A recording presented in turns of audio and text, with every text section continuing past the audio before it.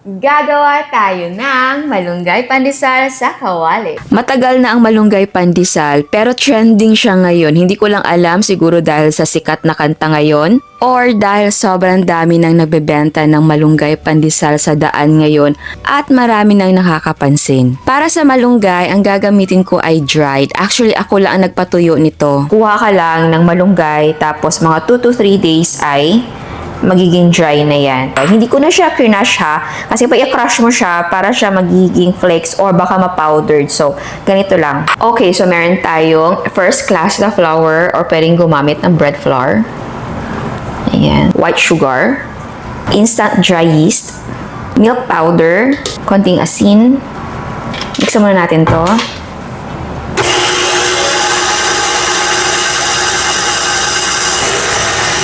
Ayan. Next ay maglagay tayo ng ating liquid. Meron tayong evaporada. Ayan. Ang gamit ko po ay Delis. Tapos, maglagay tayo ng itlog and konting vanilla flavor. Tapos, ay mix muna natin ito until medyo stretchy na siya.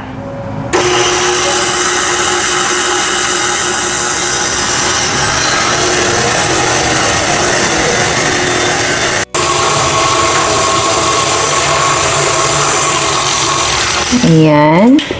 Kapag stretchy na yung ating dough, ay ilagay na natin yung ating margarine. Ayan. Tapos, ay ilagay na yung ating dried na malunggay. Tapos, continue natin itong masahin or init for 10 to 15 minutes or until maging smooth and stretchy.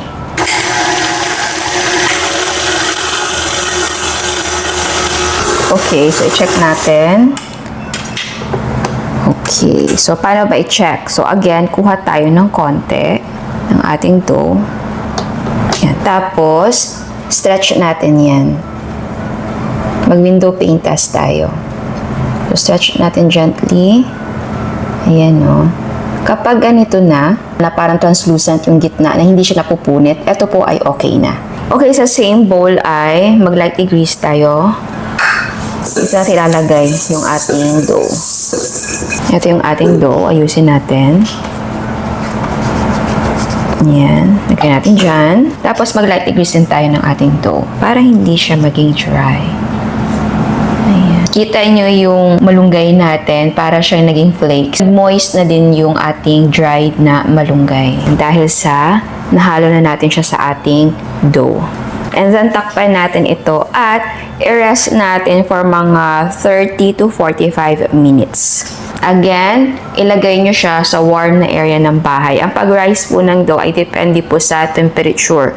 Kung mainit ang panahon, mabilis po siya mag-rise. Pero kapag malamig ang area or malamig yung panahon, mabagal po siya mag-rise. And eto na po siya. Ito po ay after 45 minutes. So, i-punch down natin ito para ma-deflate. Yan, para ma-release yung gas.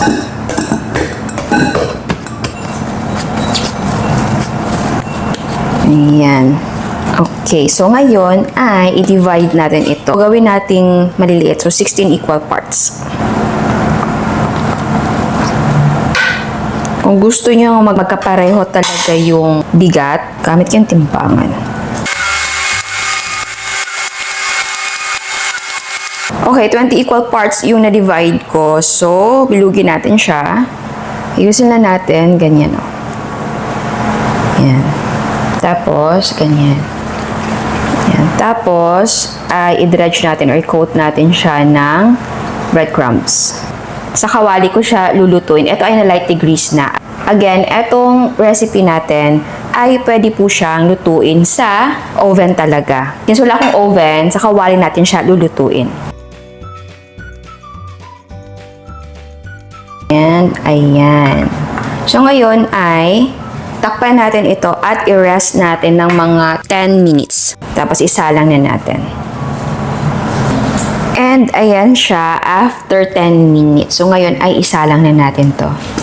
O so takpan natin ito at lutuin natin sa mahinang apoy for 10 to 13 minutes. Okay, after 10 minutes or 13, i-check natin. Okay, nag-brown na po siya sa ilalim.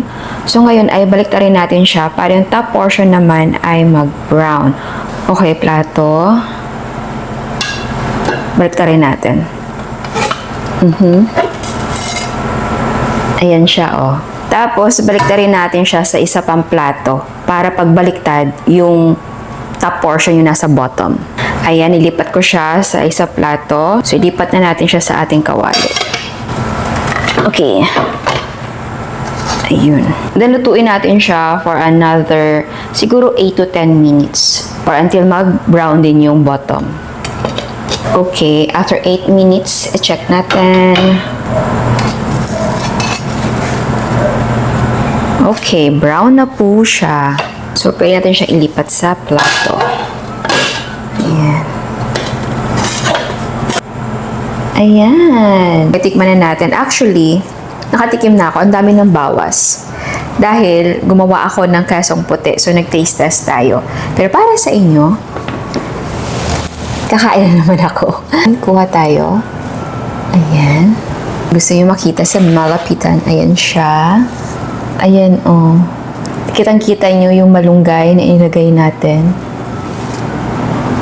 Amoy malunggay. Ayan. Oh. Diba? Amoy malunggay, pandesal. Okay, tikman natin siya. Okay.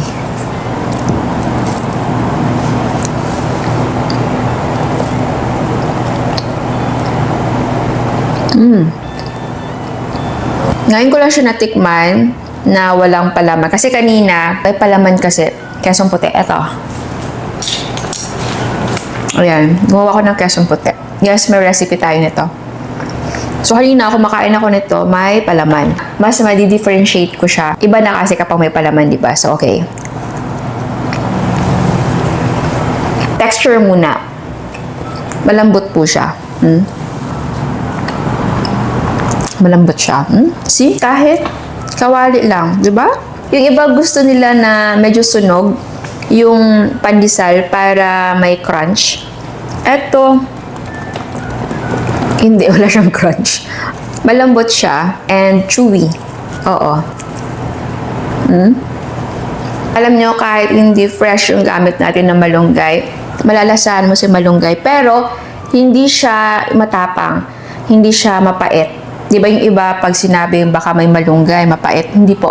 And yung size na nagbebenta sa amin dito, medyo, maliit nito. Parang ganun yung size sa amin. Bawasan mo lang to ng mga 1/8. Gusto nyo Gustong-gusto ko yung natin, kesong puti. Hindi masyadong maalat. Mauubos ko na to.